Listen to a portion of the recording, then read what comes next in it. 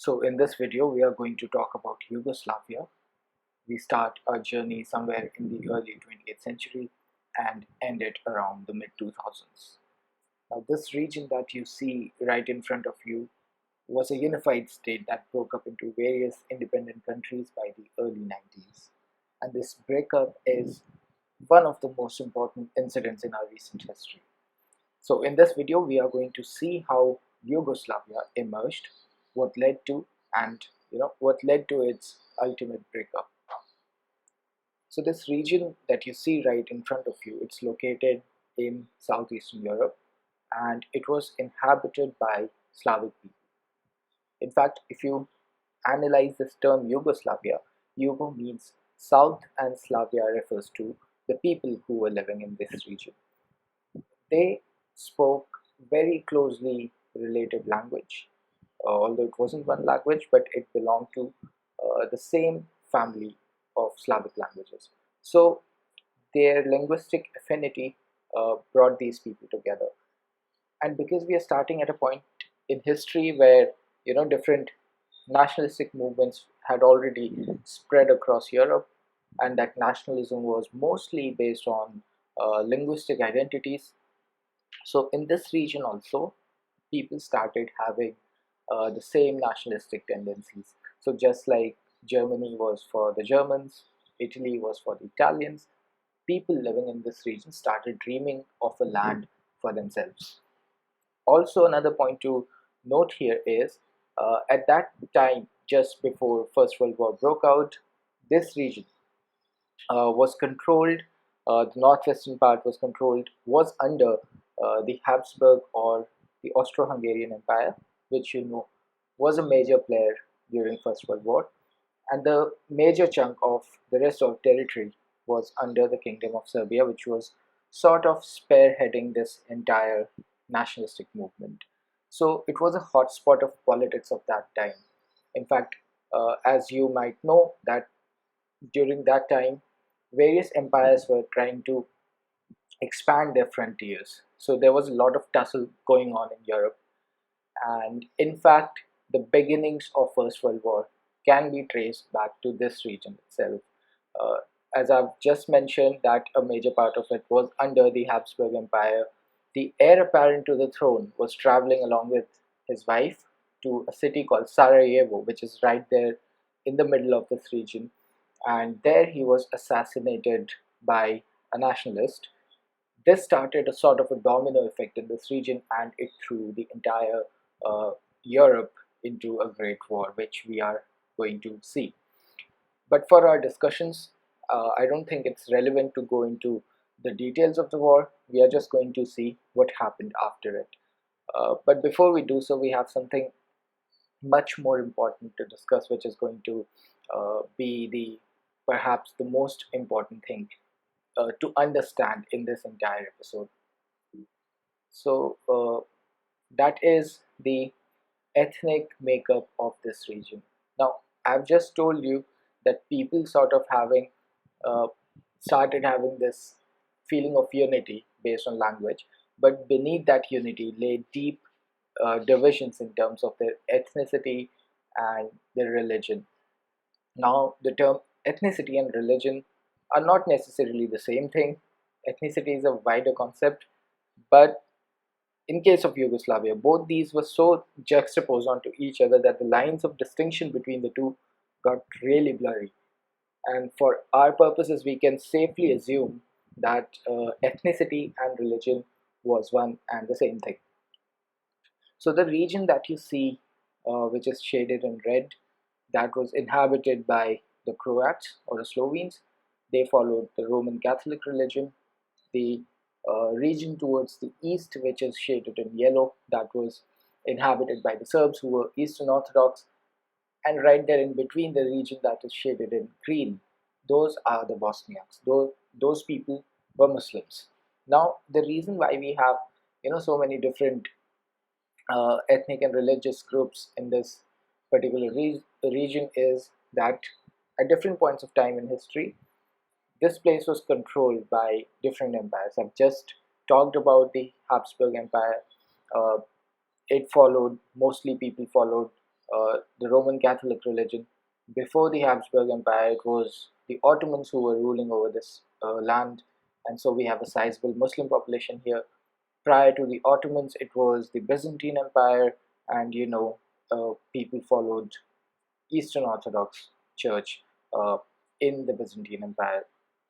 So you have, an intermixing of these various ethnic and religious groups in this particular place, especially in the middle, and which is going to, cause a lot of problems as we're going to see. So this is perhaps the most important part, as I've mentioned before also. And if you could get your head right around this ethnic and the demographic makeup, I think the entire incident would be a cakewalk for you to understand, despite its inherent complexities. So let's now proceed and see what happened after First World War was over. So in this place, in this region, what emerged was the kingdom of Serbs, Croats, and Slovenes as soon as First World War was over.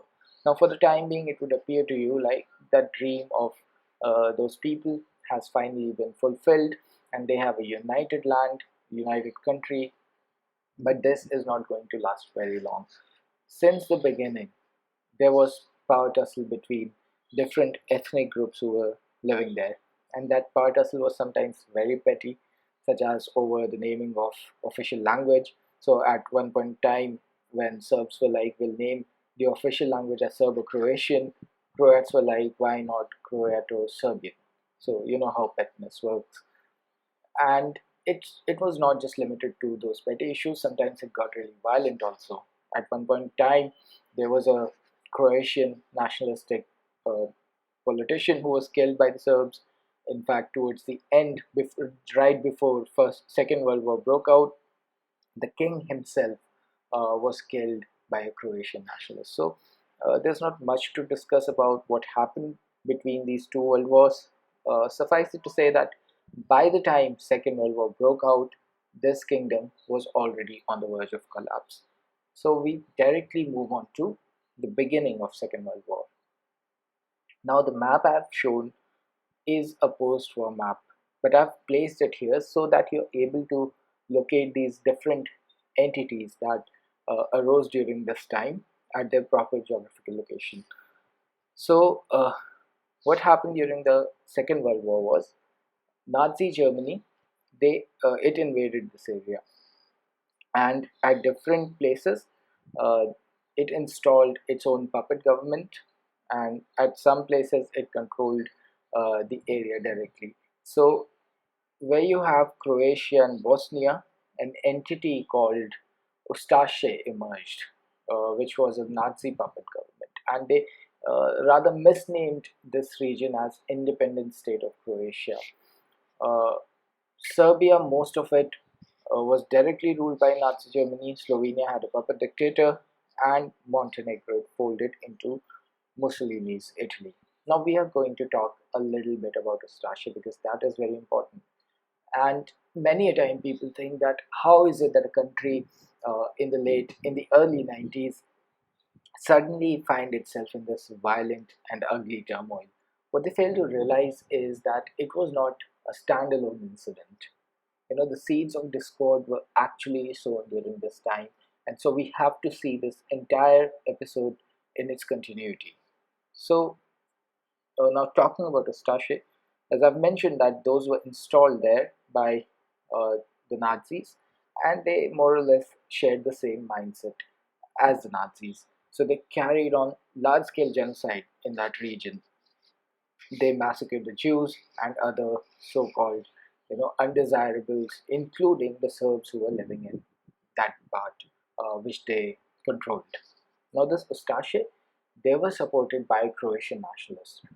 They thought that Ustaše might be their, ultimate ticket to power against the Serbs, and they will be able to check the Serbian dominance in that region. Now, when all of this was going on, a lot of resistance movements also emerge over there, as happens almost everywhere wherever there is violence. So these two resistance movements were the Chetniks on the one hand and the partisan army. So the Chetniks were Serbian men, and they were fighting to establish, Serb-dominated monarchy, uh, just like it was there before the Second World War broke out. And they massacred the Croats and the Muslims who were living in their territory. Partisan army, on the other hand, was fighting both the Chetniks and the Ustaše. They had a very different idea about what Yugoslavia should look like. They wanted to liberate it and make it a communist state. But the communism that they dreamed of was not that of Soviet variety. So uh, the leader of the partisan army, was a very powerful man. His name was Josip Broz, commonly known as Tito. He did not align with the Soviets, which is now a very important fact. So I now take you directly to what happened after the war, and we go to Mr. Tito's Yugoslavia. In this entire episode that we had just talked about, it was the partisan army who ultimately emerged victorious. And when the Soviets were sort of, liberating the rest of Eastern Europe, partisan army did that in Yugoslavia. And while they allowed those Soviet troops to pass through their territory, they did not allow them to stay over there. Like I've mentioned, Mr. Tito did not align with the Soviets. So what happened after the war was this region was united under his leadership, and it was divided into autonomous republics, each having its own president and its own parliament, but under the overall guidance and leadership of President for Life, that was Mr. Tito. You can see the names of different republics that I've mentioned in the box above, and above the names, I've also mentioned the majority ethnic group that was uh, living there. So Slovenia and Croatia had the Catholics, Bosnia and Herzegovina had Bosniaks as well as Croats and the Serbs. Now, another important fact that I would like to point out here is that Serbia was uh, the two autonomous provinces within Serbia were carved out. One was Vojvodina in the north, and the other was the province of Kosovo in the south. Mr. Tito perhaps did this so as to check the clout of Serbians, and in these two regions, especially talking about Kosovo, you can see Albanians were in majority there despite being a part of Serbia. So as long as Mr. Tito was alive, you can perhaps see from his face he was not a guy you would want to mess with. So he was able to keep this entire region united. He ruled with an iron hand, and he was able to keep those nationalistic, individualistic tendencies under check. His motto was brotherhood and unity, and he used to say that the borders of these republics should be like white lines on a marble column. That means the borders should be imperceptible, and for all intents and purposes, these republics should consider themselves as one unit. So he ruled for about 35 years, and as soon as he was dead, the problem began in this region. So that is what we are going to see now. So after he was dead in 1980, these republics, they got more autonomy.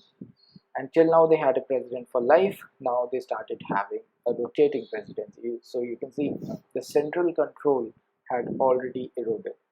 In the late 1980s, the province of Kosovo, the autonomous province that I've just mentioned, which was located in the southern region of Serbia, some problems started over there.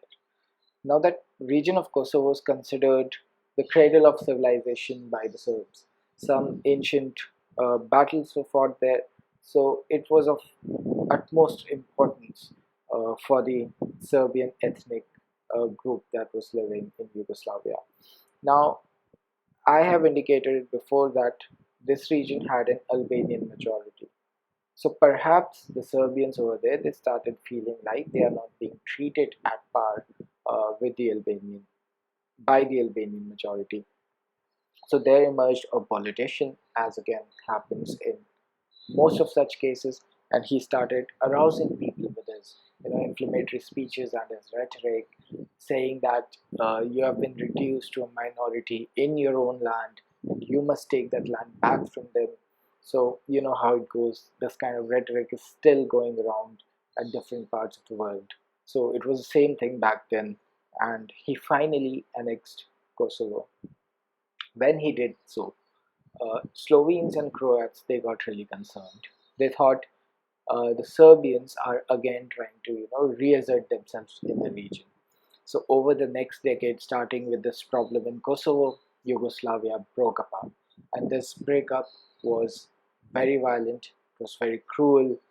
There was a lot of bloodshed, and it was not a happy time.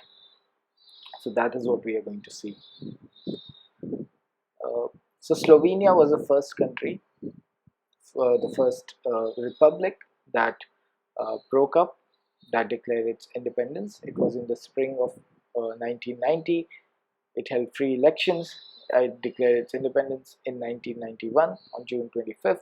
There was some violence, but it was not on the same scale as happened in other initial secessions that we are going to talk about in this video. So I don't think we need to talk about Slovenia anymore. It's just that it got its independence fairly quickly. So now we go to the Croatian conflict, which is uh, a very start of a very bloody war in this region. So when Slovenia held elections, at the same time Croatia also had elections in its region, but there the winner was a right-wing politician and a right-wing party. His name was Mr. Franjo Tuđman. What he did was he re-invoked the spirit of Stasi. Remember the right-wing, the Nazi sort of mindset group that we talked about during the Second World War that operated in this region. He started reintroducing a lot of symbols that were used by Ustaše. So the Serbs who were living in that territory of Croatia, the red marked region that you can see on the map on the right, a lot of Serbs were living there, about roughly 500,000 or so. So when Mr. Tuđman started doing that, these people got not only outraged, but they got really scared. They thought the same thing is probably going to happen to them again. So there started what you call tree trunk revolutions, in which many of the cities which are in the Serb dominated region, uh, people started blocking the roads using logs of tree, especially the tourist roads, perhaps to cripple the economy. And this tree trunk revolution, it slowly turned into a full-fledged war between the Croats and the Serbs in this region. In fact, after Croatia declared its independence on the same day as that of Slovenia on 25th June 91, this region, which was dominated by the Serbs, they declared their own independence from Croatia, and they called uh, this mini state Republic of Serbian Krajina, the red marked region. But the state was hardly recognized by any other nation at that time. It was ultimately in 1995 that the Croatian army finally retook the Serb-dominated territory. Now we move on to another important uh, secession that took place in this region. In fact, this war that we are going to talk about now in Bosnia and Herzegovina is actually what brought this entire episode uh, to international limelight. In fact, even today, if you read about it, you see the pictures on the internet. Most of those pictures of people suffering, large-scale violence, they are from this particular region that you see right in front of you. As I've mentioned before, it was in this region actually that these different ethnic groups got really mixed up. So this region not only had a sizable Muslim population of Bosniaks, but Serbs and the Croats were also almost in equal numbers. So just like it happened in the case of Slovenia and Croatia in the late 1991, the president of this region also started to, pushing for independence. Now, initially, the Bosniaks and the Croats, they supported this move, but Serbs got really, scared that in case this region gets its independence, they'll be reduced to a minority. So they created their own state within this territory, and they called it Republic of the Serb People of Bosnia and Herzegovina. The president of this republic, Mr. Radovan Karadzic, he will emerge ultimately as the most notoriously violent and villainous character in this entire episode. In fact, he was nicknamed as Butcher of Bosnia because his troops, they started uh, ethnic cleansing of Bosniaks and Croats who were living in this region, which was controlled by them. And perhaps the most despicable part of it was they established the so-called rape camps, wherein Bosniak women, they were systematically raped by the soldiers and then confined for so long as abortion becomes impossible, and then they were released. To so sort of they were forced by the enemy to bear and raise a child, which was forced on them by their enemies. So you can imagine the kind of horrific conditions people lived back then. Now, when all of this was going on, I've just told you Bosniaks and Croats were initially on the same side, but later on they started fighting among themselves too. In fact, there were secret meetings between Mr. Tajman of Croatia and Milosevic, who started this entire thing in Kosovo. They started meeting secretly to, carve up this region amongst themselves. So soon everyone was fighting everyone in this region. So we had Serbs on the one hand, they were supported by Serbia proper. We had Croats on the other hand, they were supported by Croatia proper. And right in the middle was the government of Bosnia, which was the only legitimate government recognized by the international community, but which was also the only player in this conflict which was without any external support. When all of this was going on, UN was of course keeping an eye on the developments taking place here, and they deployed the protection force. But this protection force, it remained largely ineffective because it exercised very limited authority, only to provide humanitarian assistance. You can see the cartoon in front of your screen. There you have a Serbian tank who is aiming at a soldier, and overhead a paper plane with the signage of United Nations is flying. And these protection force troops, they were often dubbed as Smurfs, both for their blue headgear and their ineffectiveness. And if you look at the pictures below, you would notice that the resemblance is rather uncanny. In fact, there was another interesting cartoon which I could not find for some reason.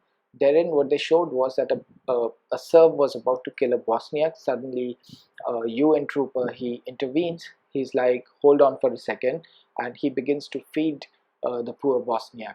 And as soon as he's done feeding him, he's like, "Okay, mission accomplished," and he walks away. As soon as he walks away, the Serb, he kills the poor Bosniak. So that was a kind of situation there. Uh, there's a film called No Man's Land. I think it had even won an Oscar in 2002. A very amazing movie. It's a dark comedy, and it depicts this ugly situation and the absurdity of war that was taking place in Bosnia. So I think you should check it out. It will make your understanding more holistic and comprehensive. So now we move on towards the end of war in Bosnia. So it was after 4 years of violence, that NATO finally started bombing the Bosnian Serb positions in this region, and the Dayton Peace Accords, which were sort of brokered by the United States, they finally brought an end to the war. But this peace accord, it divided the region of Bosnia into three different units. So the Serbs, they got the region which is marked in orange. I don't know how to pronounce it. In between, you had Federation of Bosnia and Herzegovina, and the brown colored region was another sort of independent self-governing administrative unit in this country. So although it is one country today, but it has these three sort of independent units within it. So let's see what else was going on over there when this conflict was taking place. In 1991, Macedonia it seceded peacefully. Perhaps people were too focused on Croatia and Bosnia that uh, Macedonia's secession was practically without any violence. Montenegro it began its gradual secession in 2003, which was finally completed in 2006. And Kosovo, where this entire problem, it began, uh, it declared its independence in 2008. Now, in 1998, I'll take you back a little bit. Uh, People in Kosovo also started, sort of a revolution against the Serbs, the Albanians. And since 1998 till 2008, it was uh, a protectorate state of the United Nations within Serbia. So it was for, practically it was independent, but in 2008 they formally declared their independence as Republic of Kosovo, and it is the seventh country to emerge from the breakup of Yugoslavia, one being of course the remaining territory of Serbia. So there we have it. At one point of time, which was one unified country, it broke into seven independent nations. Now, another important thing about this entire incident is it challenges our, basic assumptions regarding statehood. There's this convention called Montevideo Convention of 1933, which lays down the criteria of statehood. It says that there are four conditions that need to be fulfilled for an entity to be declared state. Number one is that it should have a permanent population. Number two is that its borders should be fairly definite. Number three, there should be a government. And number four, that the government should have competence to enter into international relationships. Now, if I take you back to Croatia and Bosnia, what happened was when this conflict was taking place and Croatia declared its independence in 1991, amidst the civil war by the year 1992, most of the international community it recognized Croatia as well as Bosnia as an independent state. Now, I've told you before that there were large tracts of land that were practically out of government's control. Neither it had definite borders, nor it had a permanent population, because there was a lot of migration. People are fleeing that area. So uh, the criteria that was laid down in Montevideo Convention, you can see those conditions are only imperfectly fulfilled, and yet these entities they were recognized as state by the international community. So that is another interesting aspect of it, that it challenges our assumptions regarding the criteria of statehood. So that was all about Yugoslavia. I hope I've been able to explain it uh, in a way that you'll remember it, and I haven't left you more confused than you were before. This incident is very important because in many things that you read, there are references to Bosnia and Croatia, especially when you read about international relations or international law. So I think this video will help you get a vivid idea about what was going on there, what different ethnic groups were there, what different players were fighting each other, so as to make you understand it better and have much more clarity on the same. So thank you so much for listening. Have a nice day.